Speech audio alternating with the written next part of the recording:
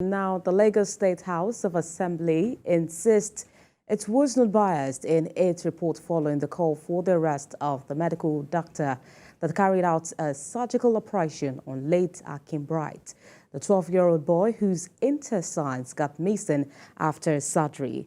This comes after allegations by the Association of Nigerian Private Medical Practitioners against the House. Abimbola Agbebi was at the public hearing, has the report. Seated officials of the Nigerian Medical Association, the Association of Private Medical. Well, we apologize for that. We will be bringing more of that in subsequent bulletins. Moving on, the need for government to pay attention to the needs of older people in the society recently dominated conversations at this year's celebration of the International Day of Older Persons. The event was put together by the Center for Gender Economics in Africa. Abimbola Agbebi also has details. Every 1st of October is celebrated as the International Day of Older Persons, a day set aside to highlight the importance of honoring senior citizens. The Center for Gender Economics in Africa, a non-government organization based in Lagos, has decided to treat this set of people to a nice and cozy dinner at a pricey restaurant as part of celebration for the day.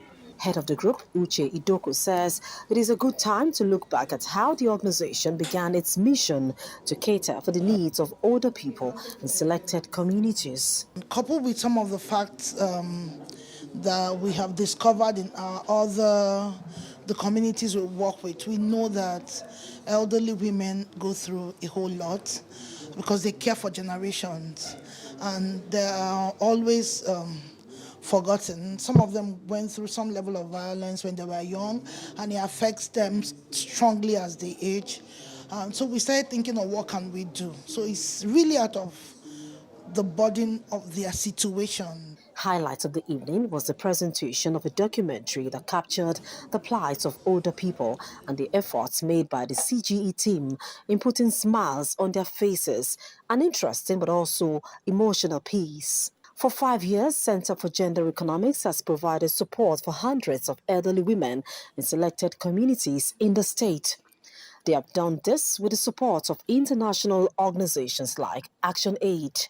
The sad news, however, is this intervention program will be coming to a close in March 2024 owing to lack of funds. They came to the village, to the community, so will help us with food and something like that. So by this program, they are trying a lot. They try for us. They teach how to do exercise. They give us clothes, money. So I'm not feeling, yes. I'm generally usually very passionate about people, the work we do, and of course, like I said, with my interaction with older people. So I thank them for opening our eyes again, a call to action. I believe we are committed to supporting this cause as a person, as an organization, and what have you. And well done, CG, well done. And I pray that God will continue to propel you forward. While difficulty with everyday tasks, mobility, neglect, and lack of access to quality healthcare services are some of the challenges they deal with in this phase of their lives, it is believed that continued support from the government, non-government organizations, and individuals will go a long way in making life better for them. Abimbola Agbebi, TVC News, Lagos.